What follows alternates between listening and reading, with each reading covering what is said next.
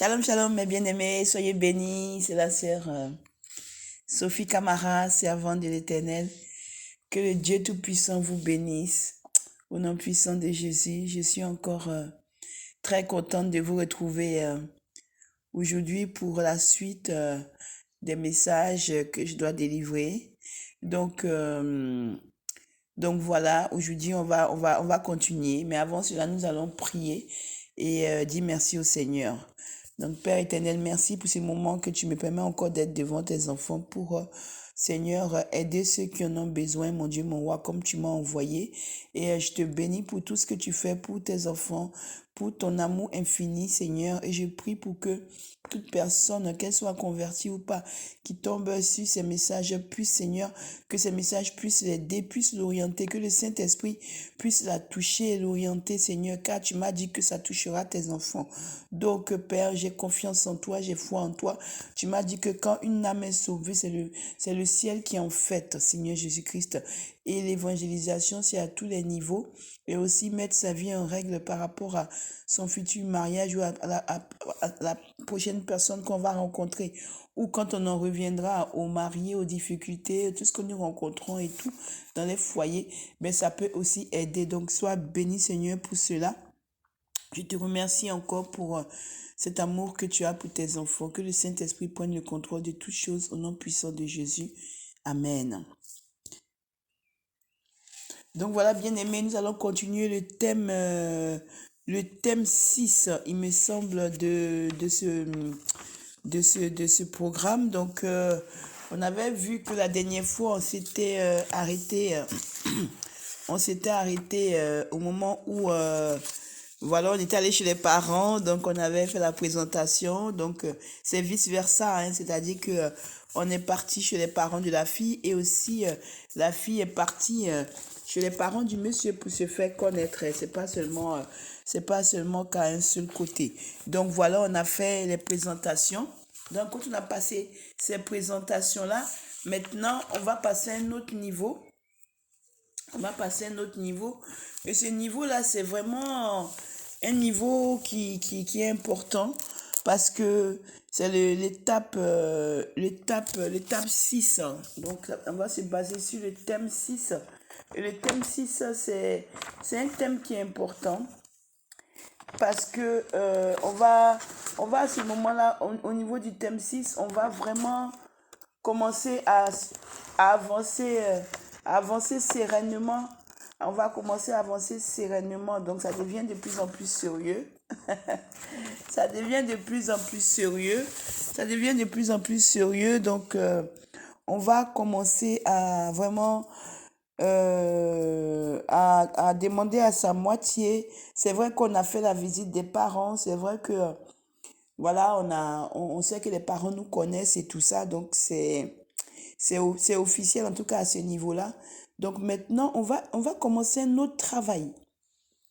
Ce travail-là, il est un peu plus subtil en fait.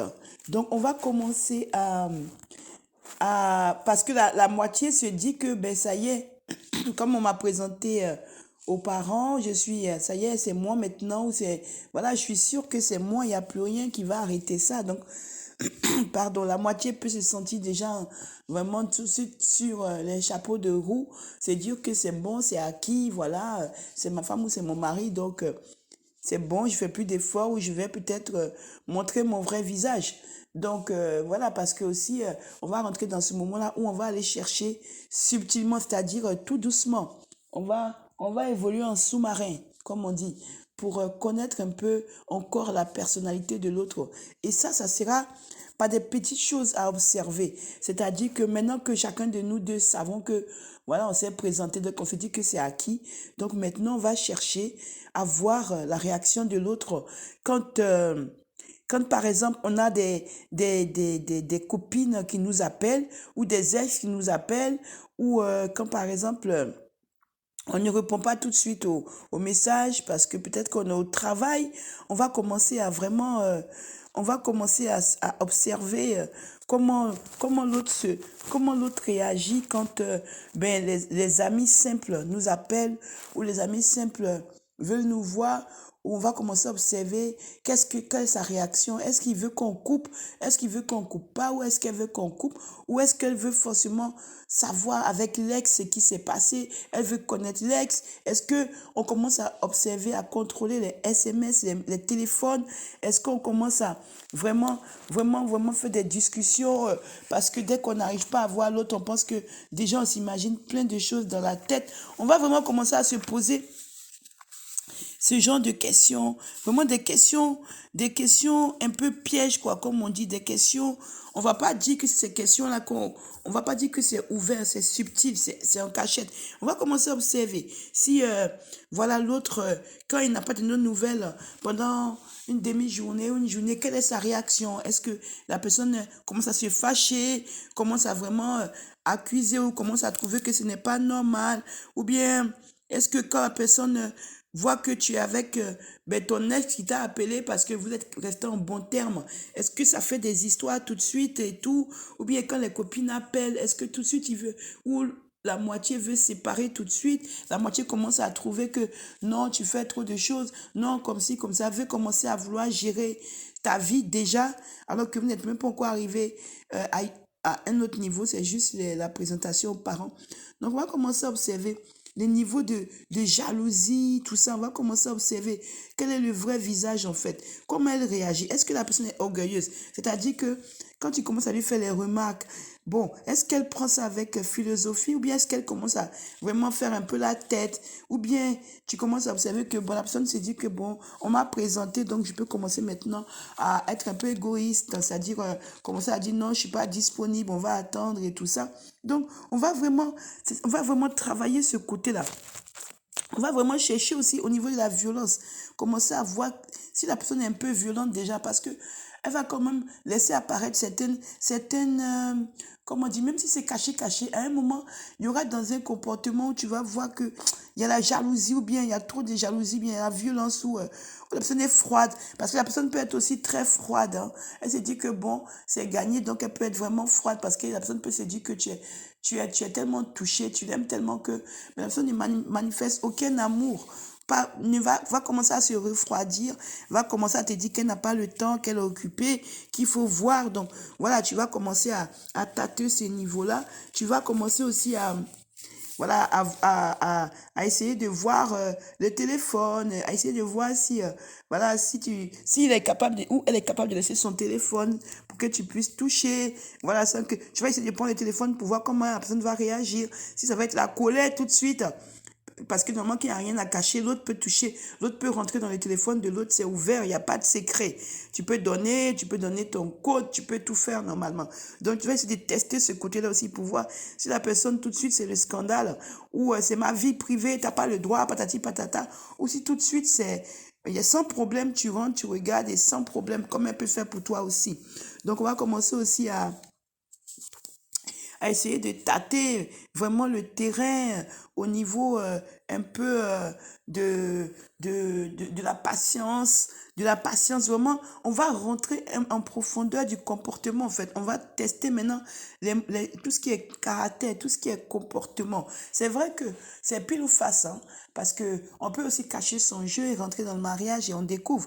Mais en général, si on commence déjà ce test caché, on arrive à savoir quand même. Si quelqu'un il est bizarre là, ça va commencer à ressortir. Ou déjà même, si tu es un enfant de Dieu, Dieu va commencer à t'alerter sur certaines choses, vous voyez. Donc on avance comme ça et tout. Et puis essayer de ne pas répondre et de voir si ça va tout de suite l'énerver, le fâcher ou la fâcher. Essayer, ben, quand on est occupé, lui dit qu'on est occupé. Voilà, voir comment ça va être sa réaction. C'est vraiment des choses on doit vraiment, des choses qu'on doit vraiment commencer à tester sans dire à la personne, sans qu'elle sache que on teste et tout quoi. Même des fois, dire qu'on va sortir avec des copines.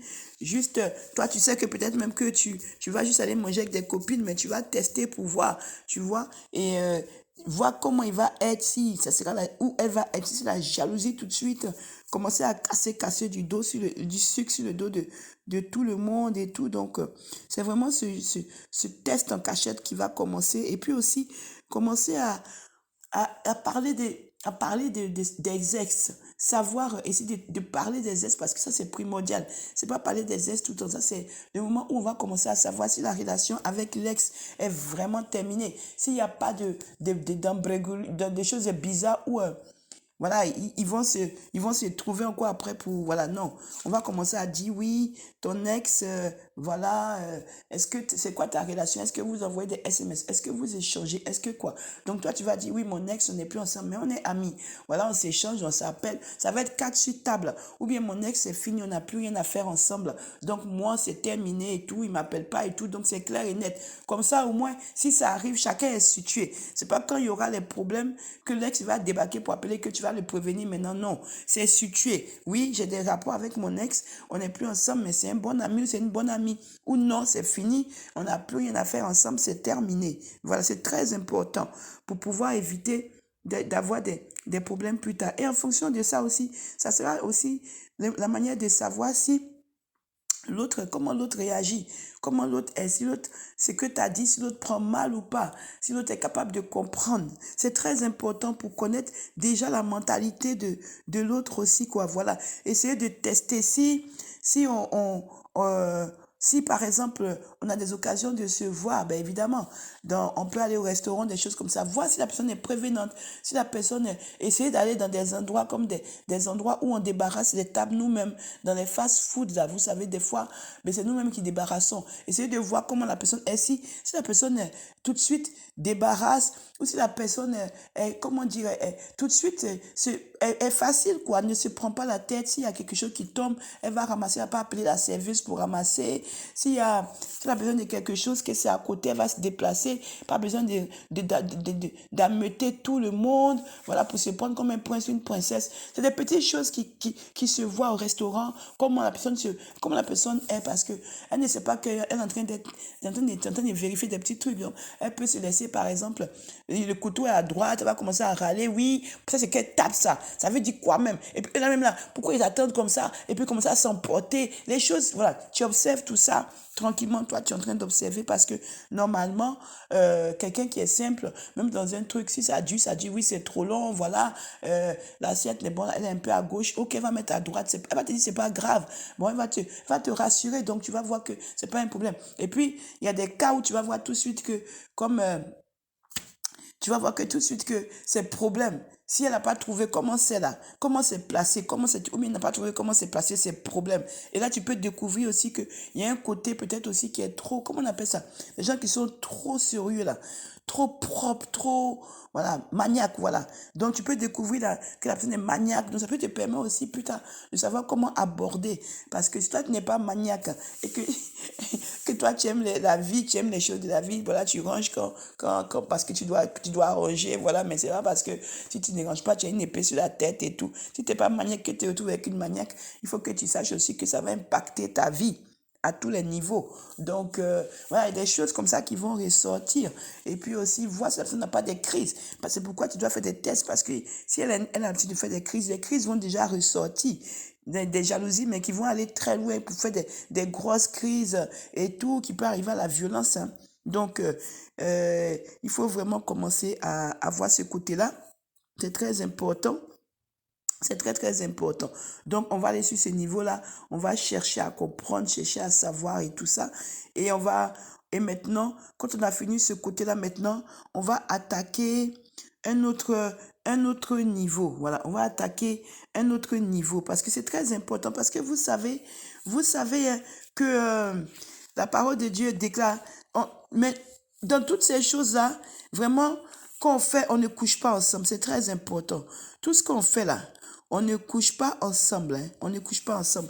Parce que on cherche à connaître le caractère de quelqu'un.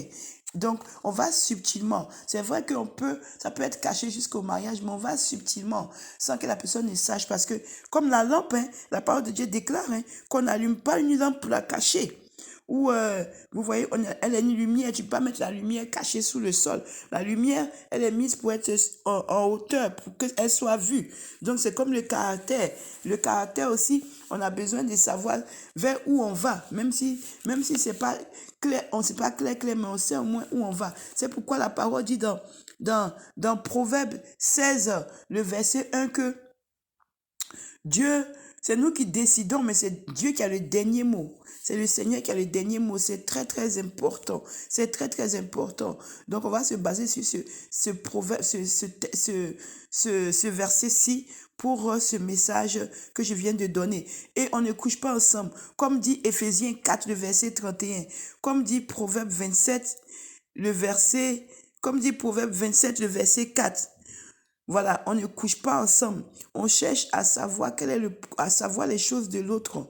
Vous voyez, Éphésiens 4, verset 31 et Proverbe 27, le verset 4 disent que on doit aller chercher la jalousie, la colère. S'il n'y a pas tout ça, les téléphones il va se mettre à surveiller, il va commencer il va se mettre à surveiller, vraiment à devenir bizarre. Donc, c'est ce moment-là qu'on va commencer à dire à Dieu, ok Seigneur, nous, on veut de cette personne, mais c'est toi qui décides finalement.